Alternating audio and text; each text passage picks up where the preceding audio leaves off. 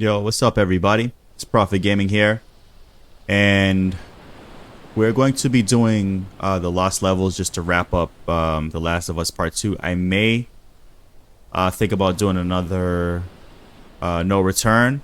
I'm not quite sure yet, but we'll see. Let's get into it. So I think it's in Making of Lost Levels. Let's do it. We'll do the Jackson party first because I've never done this before. Developer commentary on, obviously, right? Let's get into the party.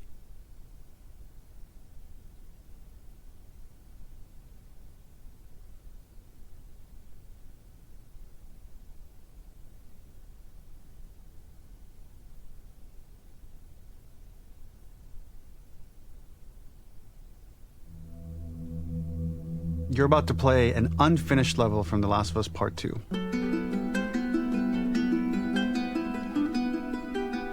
The reason we added this section is there are a few sequences, and we picked the 3 of the best ones, that we cut from the game. You know, often we build a game that's much bigger than what ends up being the final product. They were months away from being finished, but we wanted to give you an insight of what it's like when we built the game, because often we have this whole thing constructed and it doesn't have final art or audio or dialogue. And here you get to see the building blocks of what it's like when we first string a bunch of these levels together. This is the intro to the first deleted level, and this one is the roughest of the 3. We wanted to show more of how Jackson operates. So this is the festival where Ellie ultimately kisses Dina. This sequence would have come very late in the game as a flashback sequence while you're in the farm with Dina.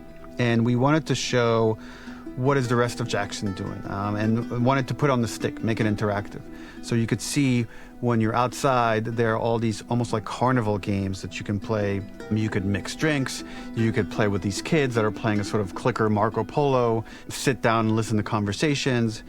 And all the different interactions were first or second pass, very, very early passes. The building blocks are there, but nothing is final. And ultimately, while we were very excited by this sequence, it's pretty fun and lighthearted. It just slowed things too much as we're barreling towards the end of the story at this point. So again, reminder, rough, missing audio, missing animation, missing gameplay tweaks, missing dialogue, but pretty representative of what it would have been. So enjoy. Thank you, Neil Druckmann. Thank you, Neil. Oh. She got her fist ball up. Drink that. Go. PlayStation. Wipe your mouth.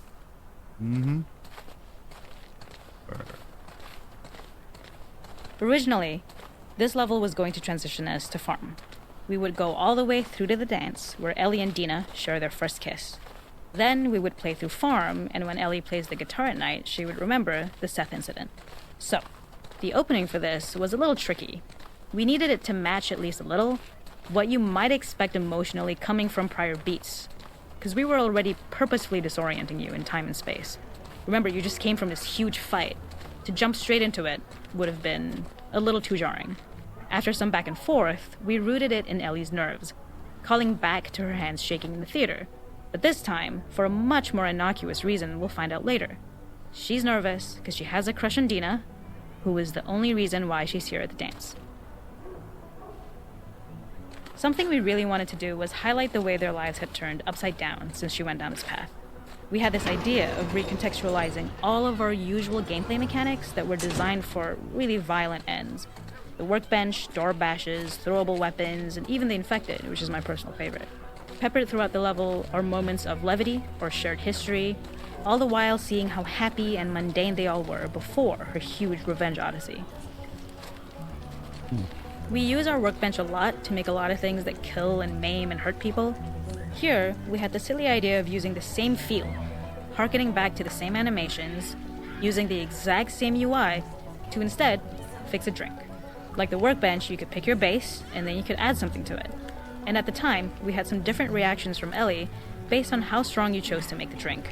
Something we wanted to prototype, though, before it got cut, was picking up some ingredients around to add, like a lime or maybe a bottle of someone's favorite whiskey or salt.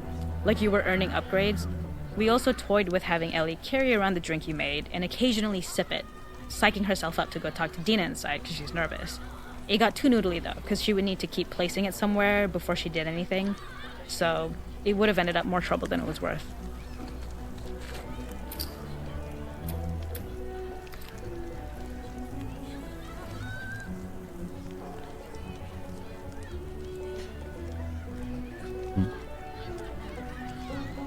Mm-hmm.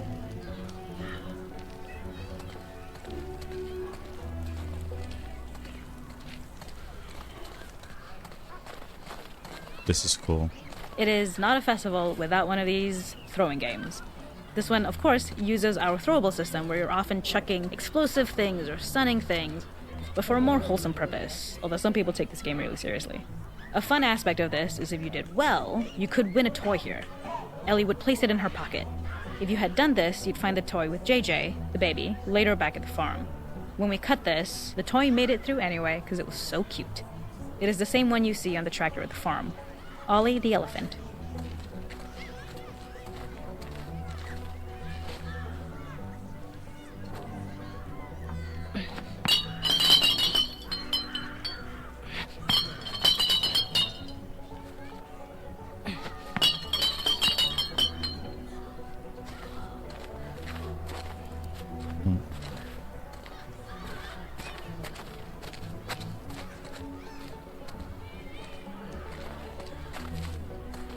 The makeup artist is pretty simple.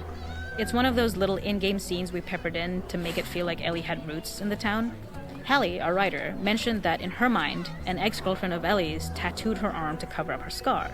So we figured this might be the only time you get to see that. We wanted to hint at it and allude to it and make it feel like there had been so much more that had been happening and so much more that Ellie threw away.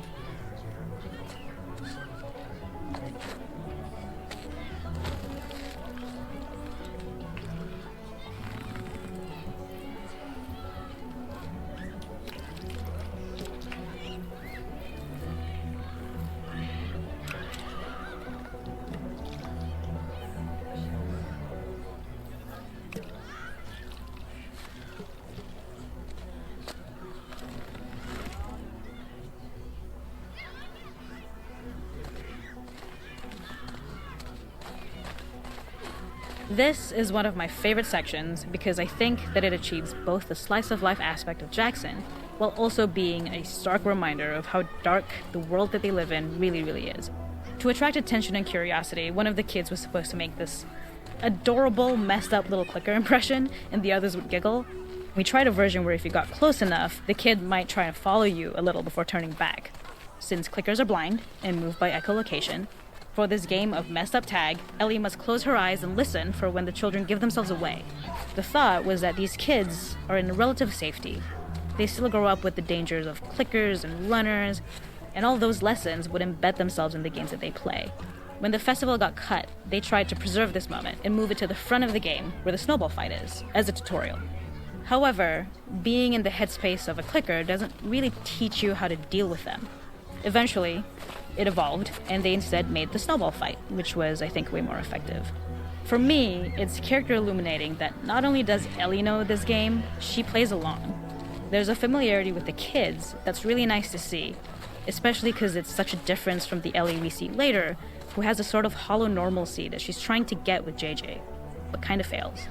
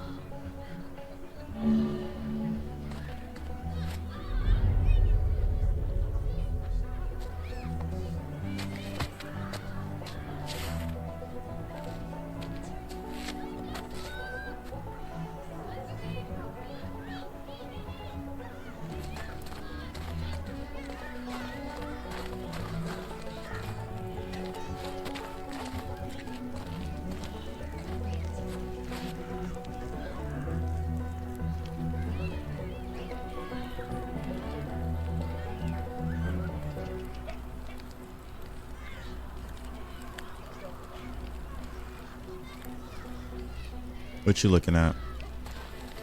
That's what I thought, homie. That's what I thought, yo.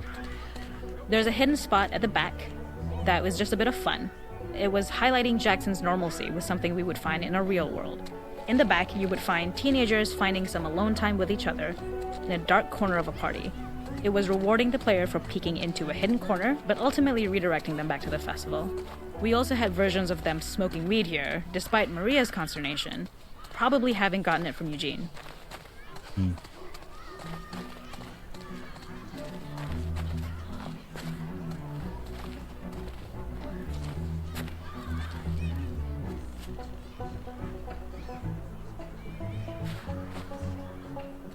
Mr. Tommy.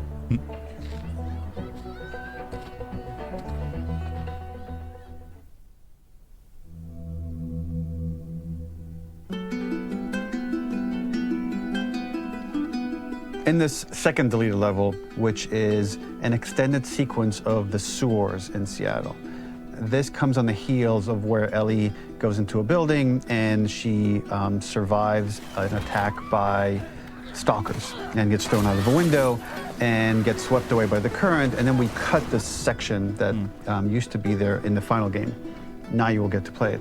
So this was a way to get a bit more interesting puzzles, interesting traversal, figure out how Ellie can navigate the sewers with the fighting current.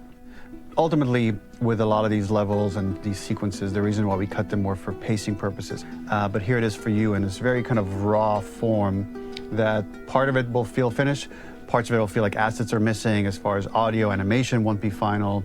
But it's a glimpse into what a game looks like when it's months away from finishing. Enjoy. Thank you. Let's get it. Yeah, that part is crazy. Why didn't they open the door?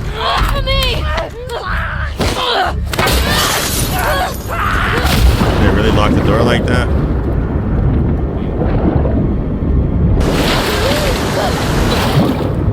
Yeah, get off me, homie. There you go. There you go. That sucker.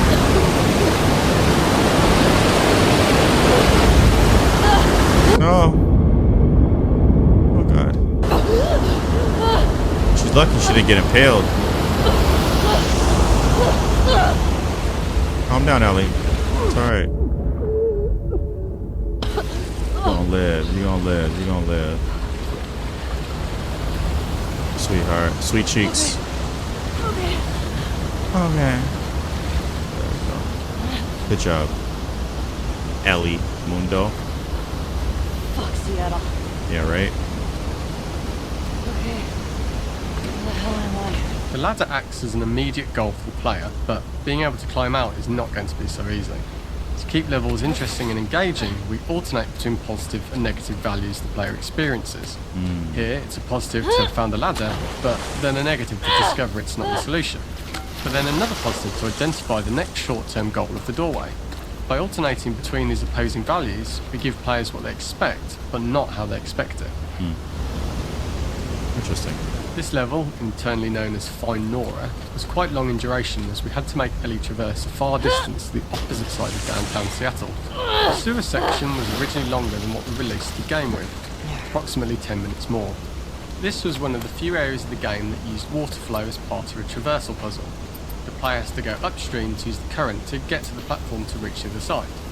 We mostly cut this mechanic game-wide, however it remained in essence in the section swimming to the aquarium as Ellie when you were avoiding the waves. When players reach the doorway and enter into the room, they are faced with a dead end. The real reason for this dead-end room is that on the reversal when exiting back out of the doorway, players are faced with the route onwards. A pipe that they'd not been able to see when they were swept past it on the way in, and something that was hidden from view when on the side platforms. The intention here being that the only option is to go off the standard path in order to search for a way out.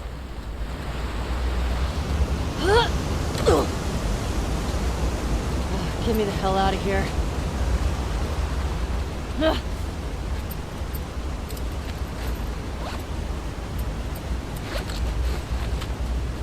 Throughout the rest of the level, we also used light to indicate to the player that they were heading in the right direction. At each turn, however, we blocked the direct route forward. players would know that they just have to keep finding alternative paths, promoting those feelings of being desperate and trapped. We slowly introduced the player to consider climbing into smaller pipes and crouching in these tight Up and out. spaces. This is to slowly Just keep build going up up to and out. and encourage the player to climb into such a small pipe that they'd have to be crawling on their stomach, which is something that the player previously may not have recognised as a playable space, let alone the desired route they need to take. We loved the idea of making Ellie prone through a tiny dirty pipe in order to get out, as it was a great opportunity to use our prone mechanic. A unique camera setup was created to support crawling in these pipes, as the standard prone camera is much higher above the player. We also created custom collision in order for Ellie to manoeuvre in these tight spaces easily. Initially, the oblong collision capsule around her character caused issues crawling around corners, but we put extra effort into the custom corner collision so the movement experience is as smooth as the main game. We added a tiny space just to reward the player's exploration with a pickup item, and we made sure it was something that made sense that you'd find in this area. A canister and all the Shit, garbage Ellie. that had been washed into the sewers from the surface.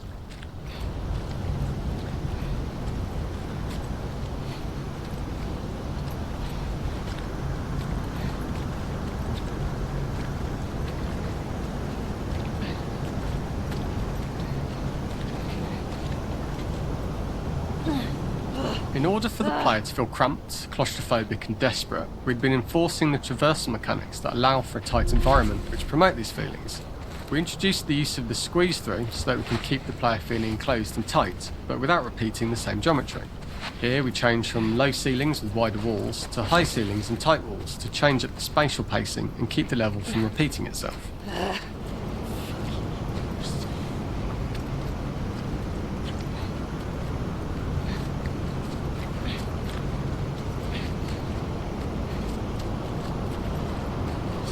Shit, place to die.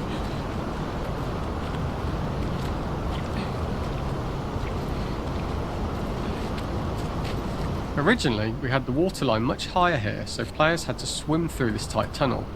However, from watching user test feedback, it was occasionally causing people to discount the route entirely and turn back on themselves. So to avoid any risk of this happening in the final game, we present a lower water level so the tunnel is easy to see and commit to using. Although this isn't as impactful without the prone swim, it's the better decision as it means a smoother experience for the player with no backtracking frustration. As we surface from the water and over the crest of the slope, we reveal what is further in this tunnel. A clicker that has sprouted and the fungus has grown on the sides of the pipe. It was great to see people who user tested this area becoming increasingly worried as we forced the player to squeeze past the fungus and inches away from the clicker's face, all the time not being sure whether the clicker might be alive or attack them. Although we aren't as cruel as to force a clicker attack in such close proximity, we do have a payoff for this moment. This clicker momentarily turned into Joel to show Ellie's PTSD from what happened to Joel at the start of the game. Ultimately, we decided to save this moment for the farm level, as it was more impactful there because it could become the centrepiece of that experience. Whereas in the sewers, we weren't able to make it as much of a narrative point and give it the breathing room and reaction time that it deserves, given the tight space. We draw the player towards this pipe, as it is seemingly the route out of the tight space. Fairly soon, it is obvious that this path is blocked. If the player goes all the way up to the bars that block the path, they are rewarded with a pickup, so this journey doesn't feel wasted. It was important to encourage the player to try to progress along this path so that they would subtly be thinking of progress in this direction. We hint to the player that there is a bigger, new space beyond this pipe by showing the player the waterfall. This helps players consider the other route that they don't know how far the tunnel is or whether they'd make it.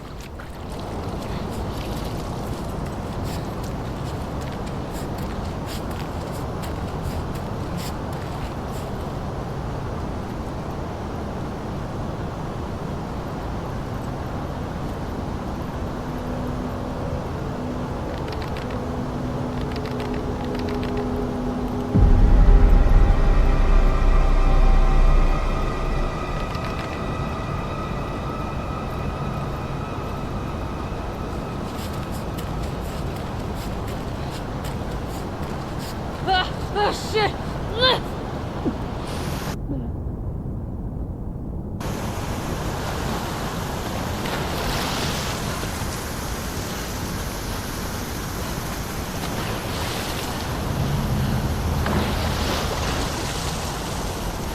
For the final section, we eventually opened you out into a wider area as you traverse through such tight spaces leading up to this, so changing the environmental pacing makes it begin to feel like we're coming to the end of Ellie's ordeal. An earlier iteration used the current that we'd shown at the start for a slightly tougher traversal puzzle to conclude the sewers. The ladder was clearly visible from most of the area, but the player was faced with a fast-flowing torrent of water they couldn't cross.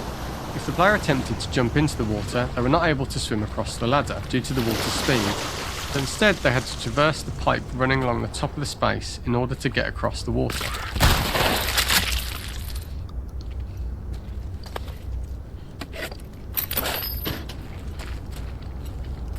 Right.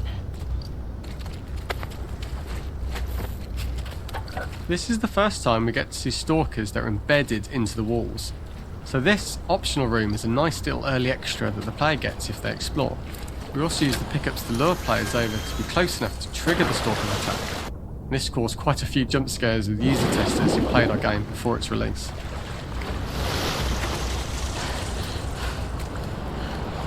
For the final section, we eventually opened you out into a wider area as you traverse through such tight spaces leading up to this, so changing the environmental pacing makes it begin to feel like we're coming to the end of Ellie's ordeal. An earlier iteration used the current that we'd shown at the start for a slightly tougher traversal puzzle to conclude the sewers. The ladder was clearly visible from most of the area, but the player was faced with a fast-flowing torrent of water they couldn't cross. If the player attempted to jump into the water, they were not able to swim across the ladder due to the water's speed, but instead they had to traverse the pipe running along the top of the space in order to get across the water.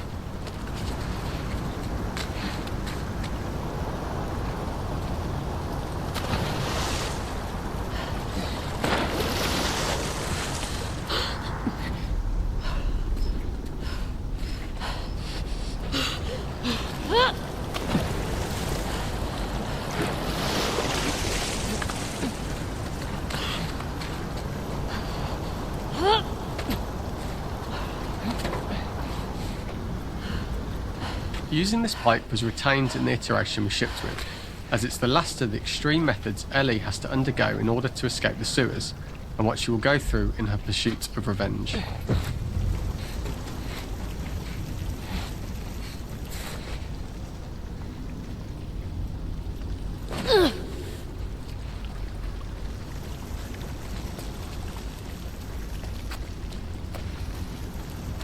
The last ladder climb is quite lengthy, and although we could have trimmed it down to a shorter climb, we liked how this last segment of the journey built anticipation for whether there was success at the top or not after all you've been through. Ultimately, the ladder exits out into the subway station, which is how it connects in the final game. Ellie then has to find her way to the hospital from here, crossing paths with the scars for the first time.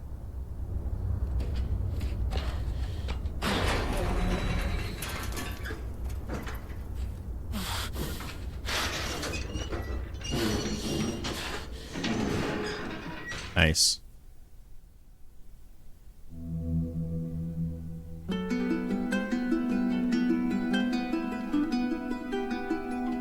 For this third and final deleted level, what we call the boar hunt sequence, this was a sequence pretty late in the game. It was right after the whole Seattle Abby sequence where Abby spares Ellie. And then we wanted to come back into Ellie's story, but keep it a bit mysterious of how much time has passed, where is Ellie now? So we're coming in on Ellie and she's following a trail of blood. And we wanted to mirror in a way the deer hunt sequence from the first game, but this time do it with a boar. And there's something with Ellie that now she can't let go of this violence. She's pursuing it even against this innocent animal. This was another opportunity to show how the violence that Ellie has experienced, the violence that she witnessed being afflicted onto Joel, is still sticking with her, and she's still experiencing these PTSD moments. This was a sequence that was pretty far along and was cut pretty late in production. Parts of it are still really rough, but the gameplay, the building blocks were all there. I think you'll have fun to see, like, again, a rough, unfinished sequence that you can play. You can see all the way to the end, and including a cinematic that we end up cutting. And the remnants of the sequence ended up being mentioned in Ellie's journal. So this part of the story that we developed still made its way into the game as kind of optional stuff that you could read about, but here you get to experience it. So as a reminder, this is pretty rough, months away from being finished, but you get to see it now. Let's get it. Got some blood stains. I got my gun. Came with my gun, homie. Let's get it. Where are you? So the boar hunt was one of the hardest levels for me to work on. It was a huge challenge with the systems that we had, and we kept trying, but it never felt quite right. Originally, the level happened after the Jackson Festival, which also got cut, but before Farm. Once the festival got cut, it became the prologue to Farm. The intended experience is that we jump forward in time after the fight with Abby in the theater. We don't know where Dina is. We likely assume she's dead because she was just bleeding out. Ellie is alone. Her hair is short. So maybe this is the future or the present. And she's hunting. Hunting who? Abby still? In early iterations of the fight, it was more arena-like. This way. The player slowly whittles down the boar's health. Ellie gets more visceral and more vicious. We get a little worried about her. As the boar gets weaker, more panicked, more feral, and we start feeling sympathetic to the boar, was the hope. In all of these iterations, especially of these wider areas, it required custom AI and scripting to make sure it continued to feel organic as an animal, but we really needed it to do specific stuff. Who's it? It needed to be able to close distances really, really quickly. It needed to charge to attack, but we wanted the feeling of hunting, so we needed to track it down from afar. And we also needed to discourage the player from attacking the boar when it's that close, or it would kind of turn into this melee kerfuffle. How do we do this in our world while keeping the boar believable?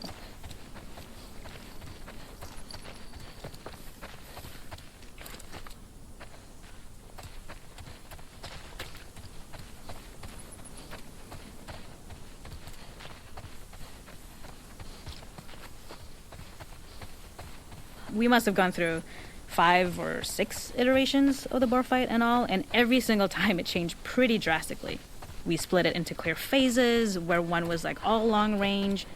We tried another where you're getting close and you get the jump on it quite literally. You're jumping off of a rock to attack it. And then finally we tried a bunch where you almost sort of go around a bunch of trailers and try and wrestle it.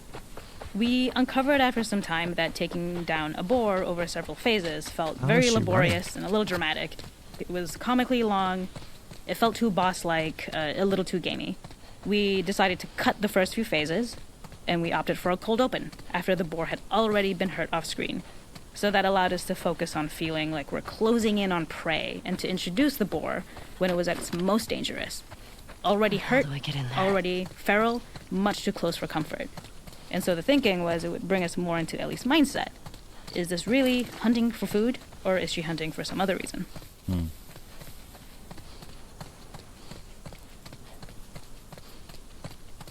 Let's get it. The gas station was built to highlight the boar's destructiveness. Since it's cramped, the boar feels larger. We also feel trapped with it, though perhaps it's trapped with us. When it charges, it gets to us quickly, so we must be on our toes. This made it more aligned with Ellie's sort of hunting for trouble mindset. Listening became more important, as well as moving around slowly so it didn't hear you. Could you spot it before it saw or heard you? And could you get a shot off quickly enough so you could dodge out of the way? Or is the shot worth the cost after? It feels like a gamble. By the end of the fight, everything would likely be in shambles. The boar would burst through the back, and Ellie would follow it and finally enact revenge.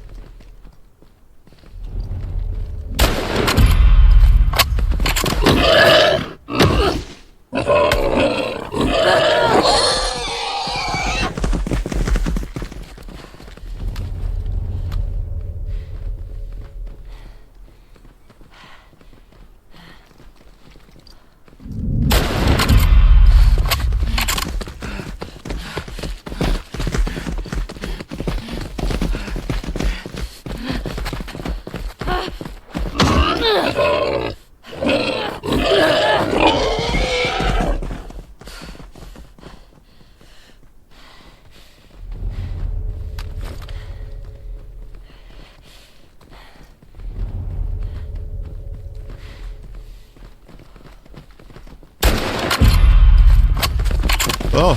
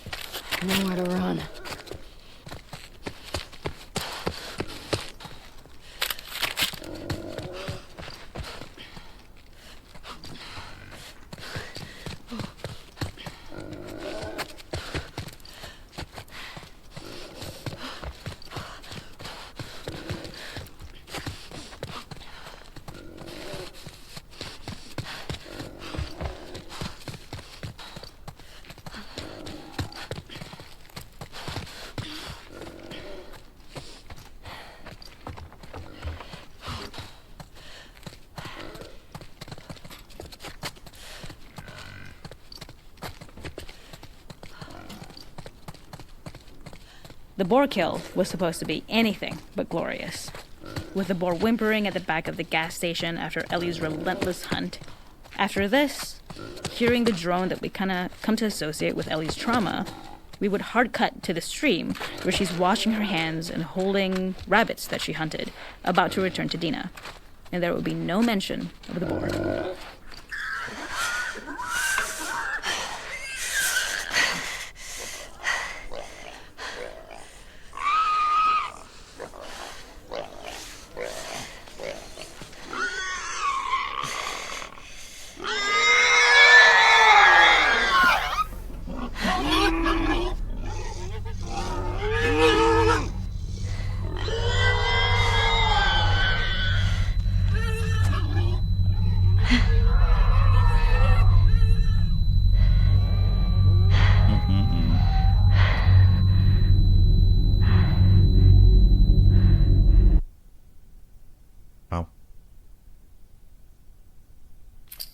All right, guys, that's it. That's the last of Lost Levels.